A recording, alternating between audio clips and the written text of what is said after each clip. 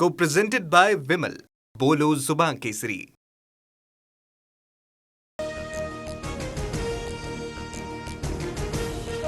MST-CET परीक्षेमध्ये घोटाळा झाल्याचा संशय पवारांच्या राष्ट्रवादीच्या महादेव बालगुडेंकडून एका शिक्षकाचा व्हिडिओ ट्विट.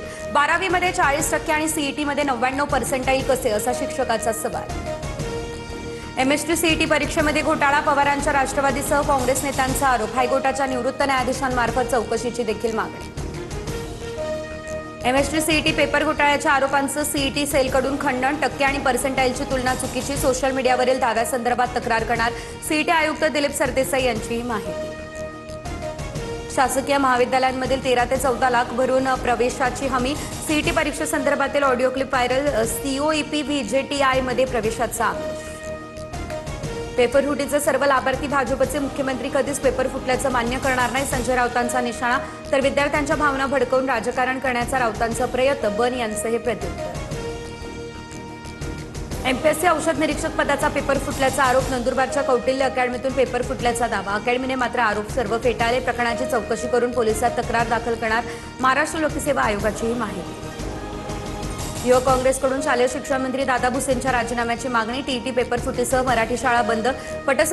पटसंख्येतील घट या कारणावरून NSUI आक्रमक. दादा भुसेंना 7 दिवसांचं अल्टिमेटम. अमरावती विद्यार्थी विषबाधा प्रकरणी कामगार युनियन आक्रमक. मेळघाट कामगार युनियनकडून धारणीमध्ये आंदोलन. आदिवासी विकास मंत्री अशोक उईके यांच्या राजीनाम्याची देखील मागणी.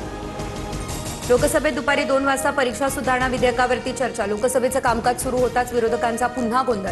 आधी पॅलेट गनच्या मुद्द्यावरती चर्चा करा, विरोधकांची मागणी. दोन्ही सभागृहाचं कामकाज 2 वाजेपर्यंत तहकूब.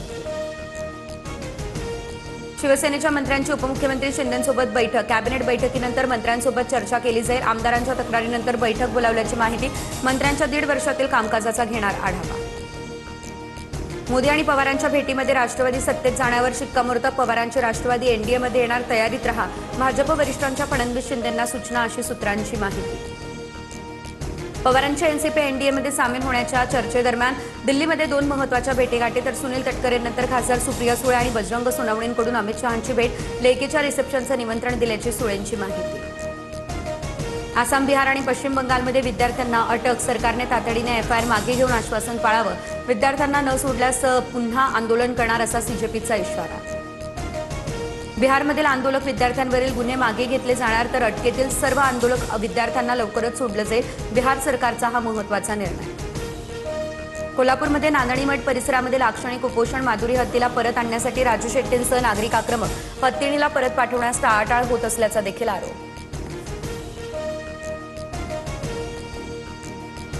30% सरकारी जमीन विनामोबदला पुणे पालिकेला देण्याचे आदेश. मुख्यमंत्री देवेंद्र फडणवीसांचा निर्णय. वाहतूक कोंडी सोडवण्यासाठी प्रकल्प राबवला जाणार.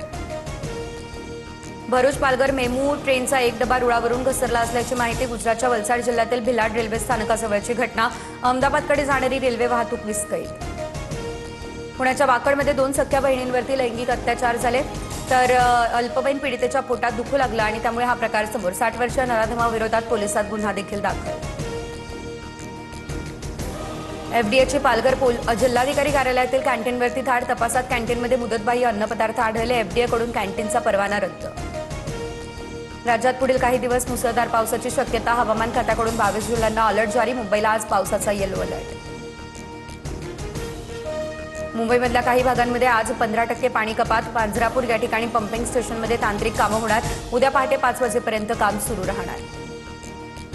भंडाऱ्याच्या साकोली या ठिकाणच्या सुंदरी या ठिकाणी तलावाचा बांध फुटला. पाण्याच्या प्रवाहात शेतकऱ्यांचं प्रचंड नुकसान. सुपीक जमीन खरडून गेली, त्यामुळे शेतकरी संकटात. पंचनामा करून भरपाई देण्याची देखील मागणी. Co-presented by Vimal. बोलो जुबान केसरी.